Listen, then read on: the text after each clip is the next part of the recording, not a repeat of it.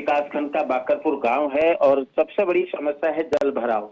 हाँ। कह सकते हैं कि कई बार जिस तरह से गांव के लोगों ने अपने चहुमुखी विकास के लिए अपने प्रधान ग्राम प्रधान को चुना, वहीं क्षेत्रीय विधायक को चुना, वहीं क्षेत्रीय संसद सांसद को चुना, लेकिन चुनने के बाद जिस तरह से गांव का विकास होना था तो उस तरह का विकास नहीं हो पाया, क्योंकि जल भराव की समस्या आज नहीं, पिछले लंबे समय से ये जल भराव की इस गांव की समस्या है। क्योंकि सबसे बड़ी समस्या ये है कि जल जो जितना भी गंदा पानी होता है वो उसकी निकासी नहीं हो पाई।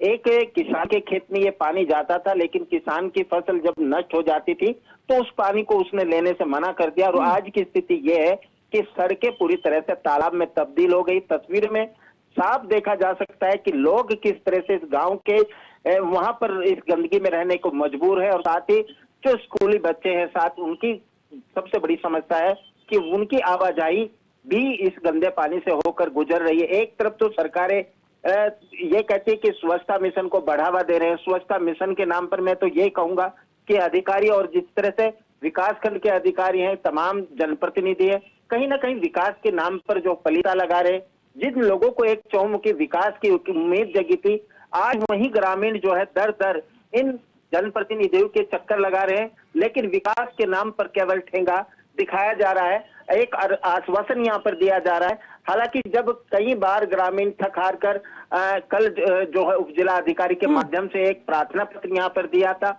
और जल निकासी की समस्या से यहाँ पूरी तरह से अवगत किया गया था, लेकिन सवाल यही है कि आखिरकार इन लोगों की परेशानी कब तक यहाँ पर समाधान होगा।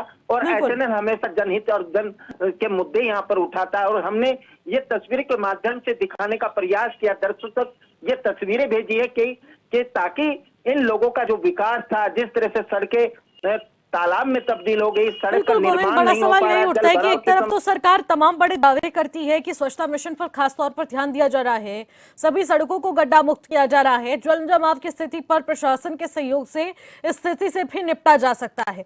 तो ऐसी तमाम योजनाओं और तमाम परियोजनाओं पर जब सरकार काम कर रही है तो उनके नीचे बैठे जिम्मेदार अधिकारी आखिरकार क्यों सरकार के पैसों का बंदरबाट कर रहे हैं, योजनाओं को पलीता लगाने का काम कर रहे हैं, ये अपने आप में बड़ा सवाल बनता है। गोविंद, आप हमारे साथ बने रहेगा। हमारे साथ अर्जुन सिंह समाज सेवी हैं, वो भी इस वक्त हमारे साथ बातचीत के लिए जुड़ रहे हैं। सीधे उनसे बातचीत करने की कोशिश करते हैं कि आखिरकार सामाजिक तौर पर इसका कितना बड़ा प्रभाव पहुंचेगा। अर्जुन जी, मैं आपसे जानना चाहूंगी कि जल जमाव से गांव पूरी तरह से परेशान हो चुका है। एक तरफ सरकार के वो वादे, दूसरी तरफ धरातल की तस्वीरें क्या दर्शाती है?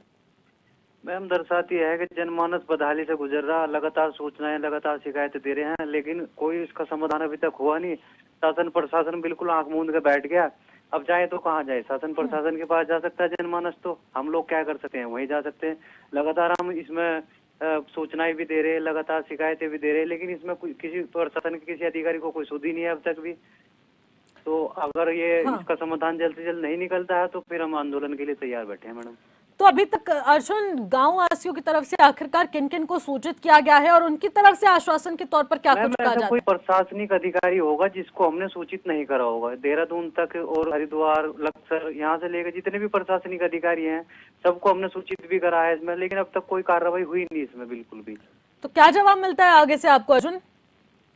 आश्वासन ही मिलता है, बस आश्वासन के अलावा तो कुछ नहीं मिलता कि भाई देखेंगे, अधिकारी भेजेंगे, जो संबंधित अधिकारी है उन्हें भेजेंगे मौके पर, वो देखेंगे क्या करेंगे क्या नहीं करेंगे। जो विधायक है, विधायक को भी हमने सूचना दी, उनके पास भी गए और हमारे कुछ लोग भी गए थे उनसे मिलने के लिए, पूर्व विधायक के पास भी गए, लेकिन अभी तक कोई समाधान इसका निकला नहीं। और अगर जल्दी इसका समाधान नहीं निकलता मैम तो फिर कुछ ना कुछ हमें बड़ी कार्रवाई करनी पड़ेगी इसमें। बिल्कुल। और अर्जुन, कोई चारा भी नहीं बचता आखिरकार, फिर इसी दुख को अपनाना पड़ता है कि अब आंदोलन करने की बारी आ चुकी है या फिर चुनाव बहिष्कार। यही दो रास्ते एक आम जन के पास पहुंचते हैं जब प्रशासनिक अमला सुनने को तैयार नहीं होता। और ये सबसे बड़ी सरकार की खामियों में से एक चीज गिनी जाती है अर्जुन। लेकिन मैं चाहूंगी कि सामाजिक तौर पर इसका किस प्रकार का प्रभाव पड़ रहा है, इसके बारे में आप जरा बताएंगे कि आखिरकार गाँव वासियों को किन किन परिस्थितियों का सामना इस वक्त करना पड़ रहा है? मैम, इसका परेशानी का जो सामना करना पड़ रहा है, देखो स्कूल में बच्चे जाते हैं वो कैसे जाएंगे, उन्हें समस्या खड़ी हो रही। जो खेत में किसान जाते हैं उन्हें समस्या खड़ी हो रही। ठीक है मैम, जो मजदूरी दिहाड़ी पर लोग जाते हैं उन्हें समस्या खड़ी हो रही। नौकरी पेशे वाले लोगों को समस्याएं हो रही, हम लोगों को समस्याएं हो रही। समस्याएं तो बहुत सारी है मैम, कहाँ तक गिनवाए समस्या तो प्रशासन को पहले से गिनवाई गई है। बिल्कुल। जी बिल्कुल, लेकिन सरकार का कोई भी नुमाइंदा इस बात को सुनने को तैयार नहीं है। ये अपने आप में चिंतित विषय बन चुका है। अर्जुन, बहुत बहुत शुक्रिया हमारे साथ जुड़ने के लिए, बातचीत करने के लिए। तो ये अपने आप में बहुत बड़ी परिस्थिति पैदा हो चुकी है और आखिरकार इस समस्या से किस तरीके से निपटा जाए वो भी अपने आप में बड़ा सवाल है। हमारे साथ मनोज कुमार, एक ग्रामीण है, वो भी इस वक्त हमारे साथ बातचीत के लिए जुड़ चुके हैं। मनोज, जानना चाहूंगी कि आखिरकार आपके क्षेत्र में क्या समस्या बनी हुई है, आखिरकार जल जमाव की स्थिति कब से बनी हुई है और आखिरकार ये जल जमाव हुआ कैसे? मैडम जी नमस्कार। जी हेलो। जी मनोज जी। जी मैडम जी, जल भराव की समस्या ये पिछले 15 दिनों से चल रही है। आप सुन पा रहे हो? जी मनोज, आप बोलिए। हाँ, पिछले 15 दिन से चल रही है जल भराव की समस्या। ये जो हरिजन बस्ती में ये जो सड़क थी, इस सड़क से अगली तरफ जो कमरपाल सैनी का खेत था, उसने उस रोड के सामने दीवार खड़ी कर दी। उस दीवार की वजह से जल भराव की समस्या चल रही है। बिल्कुल मनोज, और क्या आप लोगों की तरफ से प्रशासनिक अमले को सूचित किया गया था कि आखिरकार यहाँ पर इस प्रकार की स्थिति है, इससे हम लोगों को इतनी समस्याओं का सामना करना पड़ रहा है कि रोजमर्रा के तौर पर भी देख लिया जाए, बच्चों की पढ़ाई इससे प्रभावित हो रही है, आखिरकार उसके बाद क्या कुछ अधिकारियों का रवैया रहता है? हम वीडियो साहब से मिले हैं ब्लॉक में जाके जी, और एसडीएम साहब से मिले हैं, और क्षेत्र के पटवारी से मिले हैं, और क्षेत्र के जो जिला पंचायत सदस्य है उनसे मिले हैं, विधायक जी से भी मिले हैं। जवाब में क्या मिलता है आपको मनोज? जवाब में कुछ नहीं, अब टीम भेज देते हैं यहाँ से और कहते हैं कि इसका समाधान कैसे होगा। गाँव वालों से पूछते हैं, मोहल्ले वालों से कि तुम ही बताओ इसका समस्या का समाधान कैसे होगा। प्रशासन को इसका समस्या का समाधान करना चाहिए। 4 महीने बीत चुके हैं, अधिकारियों को सूचित किया जा चुका है। 15 दिन बीत चुके हैं, पानी चार खड़ा है। 15 दिन से आप इस समस्या का सामना कर रहे हैं, लेकिन आखिरकार अभी तक समस्या का हल नहीं हो पाया है। और जब अधिकारी सूचित कर देते हैं उसके बाद भी अगर नहीं होता समस्या का समाधान, क्या दोबारा उनसे बातचीत करने की कोशिश की गई? 2 बार एसडीएम साहब से मिल चुके हैं, आज भी गए थे, एक दिन पहले भी गए थे, 4 दिन पहले। एसडीएम साहब ने पटवारी भेज दिया, उन्होंने अपनी रिपोर्ट लगाई, तो वो कह रहे कि ये पानी किधर जाने। तो भाई जैसे आप गाँव वाले या प्रशासन अधिकारी जहाँ चाहे वहाँ निकाल दो, छोड़ में भेज दो, तालाब है। बिल्कुल मनोज, इस समस्या पर संज्ञान जरूर लिया जाएगा और जल्द से जल्द समस्या का समाधान भी खोजा जाएगा। बहुत बहुत शुक्रिया हमारे साथ जुड़ने के लिए। आरिफ अंसारी सचिव है प्रदेश कांग्रेस कमेटी के, वो भी इस वक्त हमारे साथ जुड़ चुके हैं बातचीत के लिए। आरिफ, जानना चाहूंगी कि आखिरकार इस तरीके की परिस्थिति पैदा हो चुकी है कि ग्रामवासी लगातार परेशानियों का सामना कर रहे हैं, लेकिन अभी तक कोई समस्या का समाधान नहीं निकल पाया है, आखिरकार कैसे हल निकल पाएगा? मैम नमस्कार। पहले तो मैं चैनल वालों को प्रणाम करता हूँ और आपको अच्छा पूछा है उसके लिए आपको शुभकामनाएं देता हूँ जी। और मेरे जो संज्ञान में आया है बखरपुर का लक्ष्य विधानसभा का पड़ता है और ये बड़ा गंभीर विषय है और सोचने वाली बात है कि जहाँ सरकार स्वच्छ उत्तराखंड की बात करती है और बढ़ेगा इंडिया की बात करती है, तो वहाँ बच्चे स्कूल भी जाते होंगे, उनको कितनी परेशानी का सामना करना पड़ रहा है। और जहाँ डबल इंजन की सरकार चल रही है वहाँ पर ग्रामीण की स्थिति इतनी दयनीय है, सोचने की बात है। क्योंकि अगर यहाँ बात करें तो यहाँ पर सांसद हमारे भारतीय जनता पार्टी के हैं और सरकार भी केंद्र यहाँ पे राज्य में भी और केंद्र में भी। तो ये कितने दुर्भाग्य की बात है कि मात्र तहसील से 10 किलोमीटर की दूरी पर बखरपुर के गाँव में इतनी दयनीय स्थिति है, इतना जल भराव है। और जबकि ये स्थिति है कि डेंगू की इतनी महामारी हमारे यहाँ चल रही है, तो उसकी क्या स्थिति होगी लोगों का, कितने सोचने वाली बात है। तो मेरा निवेदन यही है कि मैं जो एसडीएम है हमारे, जो यहाँ पे तहसीलदार से ब्लॉक वाले हैं, वीडियो हैं, कि वो इसका संज्ञान लें और इस राज्य सरकार को भी देखना चाहिए कि धरातल पे क्या हो रहा है।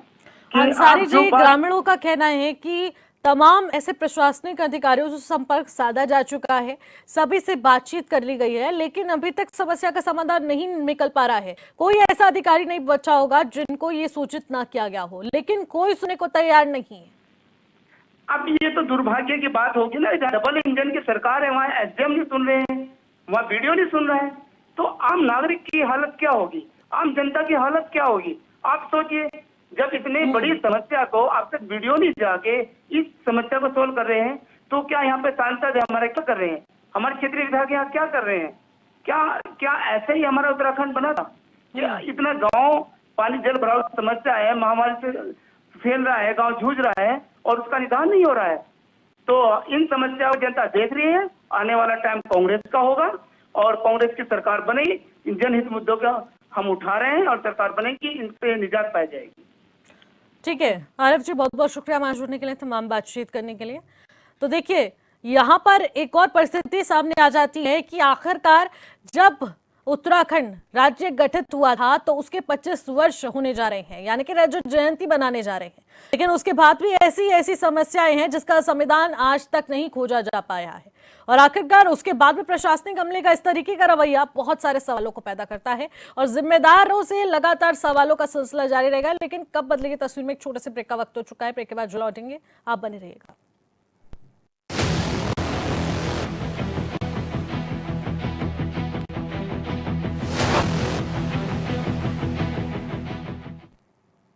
ब्रेक के बाद एक बार फिर से आपका स्वागत करते हैं और कब बदले की तस्वीर में आगे बढ़ेंगे और सवालों का सिलसिला जो रहेगा। हमारे संवाददाता हमारे साथ बने हुए हैं, लेकिन उससे पहले आपको बता दें कि लक्सर में बाकरपुर में किस तरीके की स्थिति बनी हुई है वो तस्वीरों के माध्यम से एक और बार हम आपको दिखाना चाह रहे हैं कि आखिरकार घुटनों तक जल भराव हो चुका है, ग्रामीण परेशान है, आए दिन शिक्षा इससे प्रभावित हो रही है क्योंकि बच्चे स्कूलों तक नहीं पहुंच पा रहे हैं और उनकी किताबें भीग जाती हैं। पढ़ने लिखने में तमाम समस्याओं का सामना करना पड़ रहा है, उनको अपने मार्ग तक पहुंचने में दिक्कतें हो रही है। रोजमर्रा के कार्य करने वाले लोग इससे परेशान हो रहे हैं, यानी कि आना जाना ही मुश्किल हो चुका है।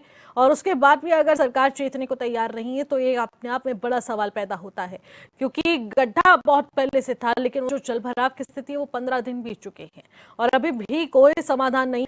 हर एक अधिकारी से संपर्क किया जा चुका है, लेकिन उसके बाद भी समाधान नहीं निकल पा रहा है।